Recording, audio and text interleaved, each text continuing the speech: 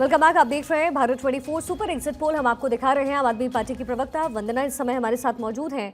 वंदना जी, अब जरा ये बताइए कि हरियाणा में अभी तक तो कांग्रेस के साथ मिलकर के आपने चुनाव नहीं लड़ा, सीटों का समीकरण आपका बैठा नहीं, सीटों पर आपकी जो है बातचीत चलती रही, लेकिन आखिरी मोमेंट में भी अलग अलग आप लोग चुनाव लड़ रहे हैं। अब जब वहां पर कांग्रेस को बहुमत मिलता हुआ नजर आ रहा है और फर्ज कीजिए कि कांग्रेस की सरकार बनती है, तो फिर आप क्या करेंगे? क्या उनके साथ हो जाएंगे? मतलब एक बार फिर से जो लोकसभा चुनाव में जो तस्वीर देखने को मिली वही मिलेगी क्या?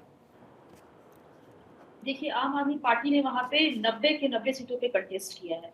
और आम आदमी पार्टी या हम Arvind Kejriwal model of governance की बात करें तो वो आज के डेट में वर्ल्ड फेमस एक गवर्नेंस है।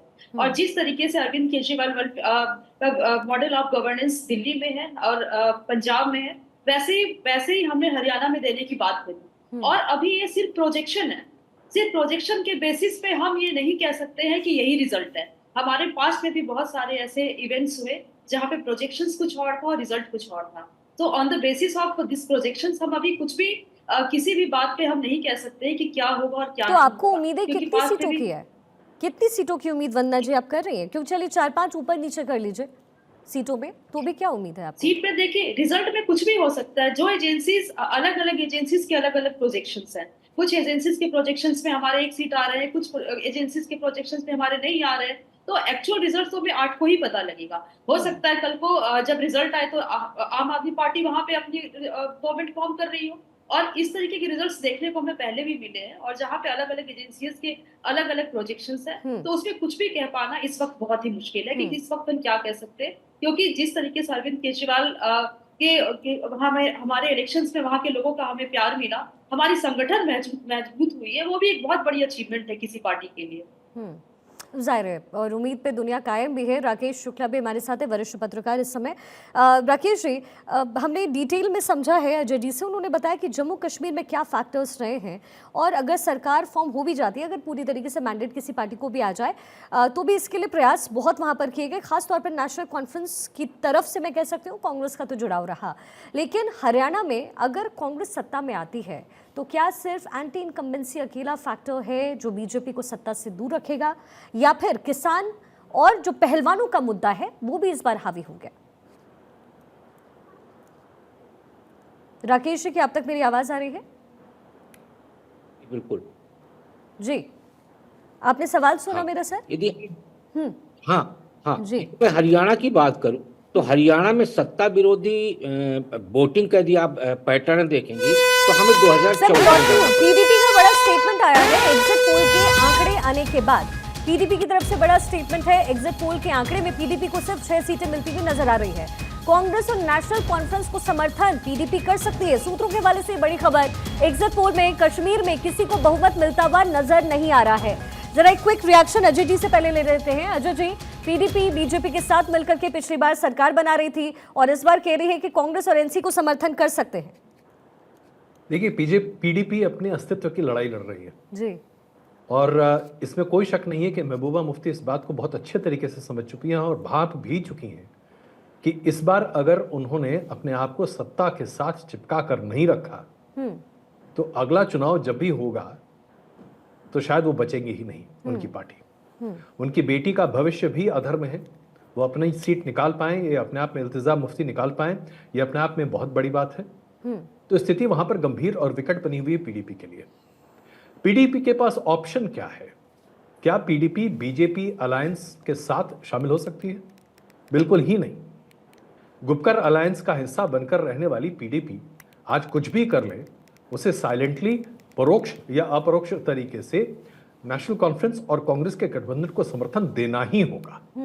अन्यथा सत्ता से बाहर बैठकर, विपक्ष की बेंच पर बैठकर पीडीपी अपना भविष्य नहीं संवार पाएगी।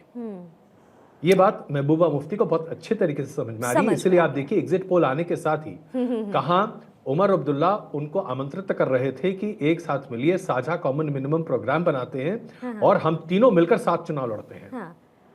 लेकिन अजय जी, बीजेपी क्यों नहीं? बीजेपी के साथ तो सरकार बनाया ना पिछली बार। क्या 370 का मुद्दा जो लेकर के, और खासतौर पर पाकिस्तान से बातचीत का भी मुद्दा रहा, अलगाववादी नेताओं का के बारे में विषय में अपने घोषणा पत्र में पीडीपी की तरफ से कहा गया, तो क्या एकदम क्लियर है कि बीजेपी तो नहीं है साथ में? बीजेपी के साथ जाने का मौका ही कहां है पीडीपी के पास? बीजेपी के पास जाने से तो अच्छा है कि पीडीपी अभी एक चाकू ले और अपनी पूरी पार्टी में उतार डाले। इसके अलावा उनके पास कोई विकल्प है नहीं, और इसमें भी कोई दो राय नहीं है। देखिए, भले इस चुनाव के नतीजे जिस भी तरह से निकल कर आए, लेकिन मैं इसे भारतीय जनता पार्टी के संगठन, भारतीय जनता पार्टी की पहुंच और एक्सेप्टेबिलिटी को बड़े पैमाने पर मानूंगा। हम आज तक 2014 से पहले तक कभी भारतीय जनता पार्टी को जम्मू कश्मीर में एक मेजर प्लेयर के तौर पर नहीं देखते थे।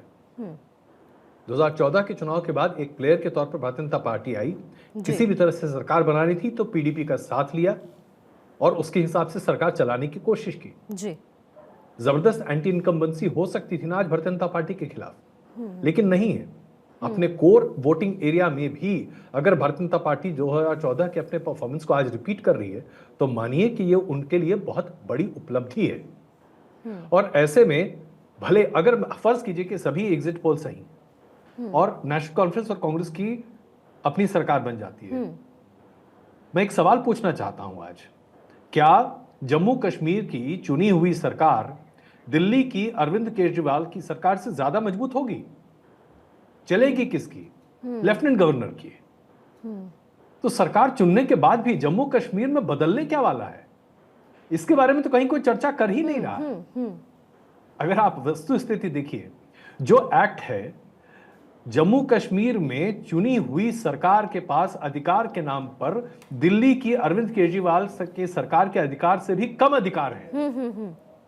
तो ऐसे में वो सरकार दे क्या सकती है? जब तक कि पूर्ण राज्य का दर्जा जम्मू कश्मीर को नहीं मिलता तब तक कोई मूलभूत परिवर्तन वहां हो जाए, ऐसा होने वाला नहीं है। बिल्कुल। और ये बात अजय जी, वहां पर जब फील्ड में मैं भी जब जम्मू कश्मीर गई तो वहां की जनता के मन के अंदर भी ये बात रखी गई है, लेकिन फिर भी अगर नेशनल कॉन्फ्रेंस और कांग्रेस के हक में ये सीटें आती हैं तो फिर जनता का मूड कम से कम यही है। एक बार जरा जाते जाते आपको जम्मू कश्मीर का सुपर एग्जिट पोल फटाफट दिखा देते हैं।